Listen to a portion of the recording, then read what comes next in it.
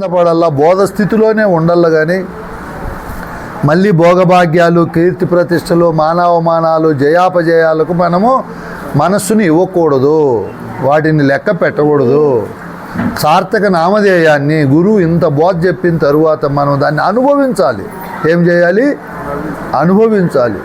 ఎవరైతే అనుభవిస్తారో, ఆ అనుష్ఠానంలో జీవిస్తారో, దాన్ని ఆచరిస్తారో వాళ్ళు గురు సాంప్రదాయానికి వన్నె తెచ్చిన వాళ్ళు అవుతారు, వాళ్ళు ఆ ఫలాన్ని పొందిన వాళ్ళు అవుతారు.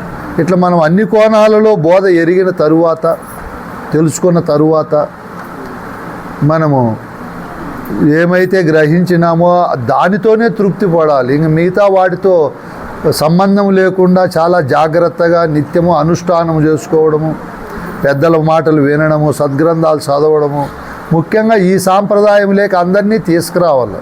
మన బంధుబాంధవులను మంచిగా వాళ్ళకి చెప్పి, వేరే బోధలు లేక అందరినీ తీసుకుపోతున్నారు. భ్రాంతి బోధలు, బ్రహ్మ బోధలు, ఫలితము శూన్యము, కష్టము, కాయ కష్టము, జీవితం అంతా ఎదురు చూసి వాళ్ళకి కనపడ్డా దేవుడు మాట్లాడు ఏమీ ప్రయోజనం లేదు. మనకు ప్రత్యక్షంగా ముందు వెనుక ఉండే దేవుణ్ణి చూపిస్తారు, నీ స్వరూపమేమో చెప్తారు, నీ కర్తవ్యము, నీ బాధ్యత, విధి నిర్వహణ ఎలా చేయాలో అన్నీ చెప్తారు ఈ గురువులు. మీరేం చేయాలి? మీరు ఒక్కరే రాకూడదు. వీడికి వచ్చినప్పుడు కృష్ణమూర్తి స్వామికి శ్రమ పెట్టాలి. మనం పెద్ద పెద్ద పాత్రలు తెచ్చుకోవాలి, సరుకులు ఎక్కువ తేవాల. నేను 100 మంది అనుకుంటే 300 మంది వచ్చినారే అని శ్రమ పెట్టబట్టదు. కనపడతానే పరిగెత్తాడు, పరిగెత్తాని మనకి కడుతుంది, ఇది పరిగెత్తాని మళ్ళీ శ్రమ పెట్టడం.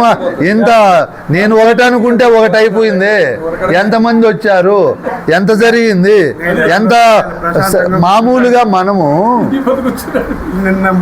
మన్నట్టు కూడా ప్రశాంతంగా కూర్చోడు. మనం మామూలుగా పరశురామ నరసింహదాసు పండితారాధ్య శిరోమణిలో చెప్తాడు, గురుబోధ ఎరిగిన వాడు,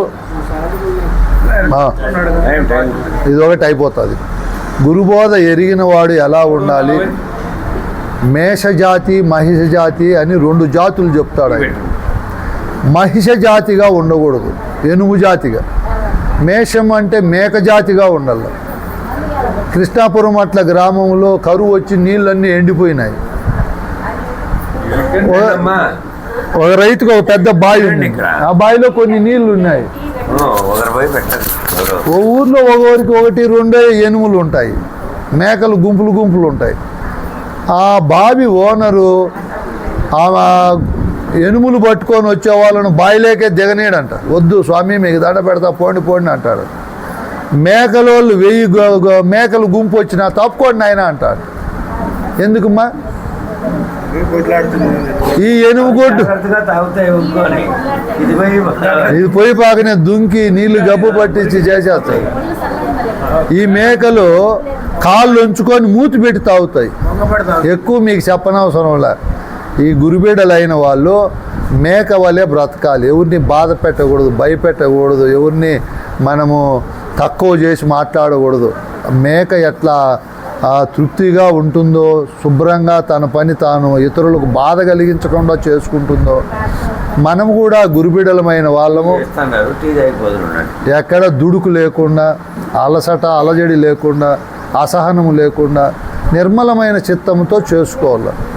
బోధ అయిన తరువాత చెప్పేటివి ఇంకా ఎక్కువే ఉంటాయి. ఒక్కొరు ఒక విధంగా. శివరామ దీక్షితులు ఎన్నో కోణాల్లో చెప్తాడు. మీరందరూ గురుపుత్ర నామ సార్థక దేవులై గురుకులానికి వన్నె తెచ్చి గురువాక్య పరిపాలన దక్షులై ఉండాలని నేను కోరుకుంటూ నాకు ఇచ్చిన అవకాశాన్ని ఇంతటితో ముగిస్తున్నాను. ఈ అవకాశం కల్పించిన కార్యకర్తలకు, విన్నటువంటి మీ అందరికీ కూడా కృతజ్ఞతలు చెప్తూ, జై సద్గురు బ్రహ్మరాజుకు, శివరామ దీక్షిత గురు పరంపరకు, శ్రీ పూర్ణానంద పుల్లయ్య స్వామి సద్గురు సార్వభౌములకు, సద్గురు పీఠమునకు, సద్గురు కూటమునకు, సద్గురు పాఠమునకు, సద్గురు చరణం భవభయ హరణం సర్వం సద్గురు చరణార విందార్పణం. మీరు కొద్దిగా ఏమన్నా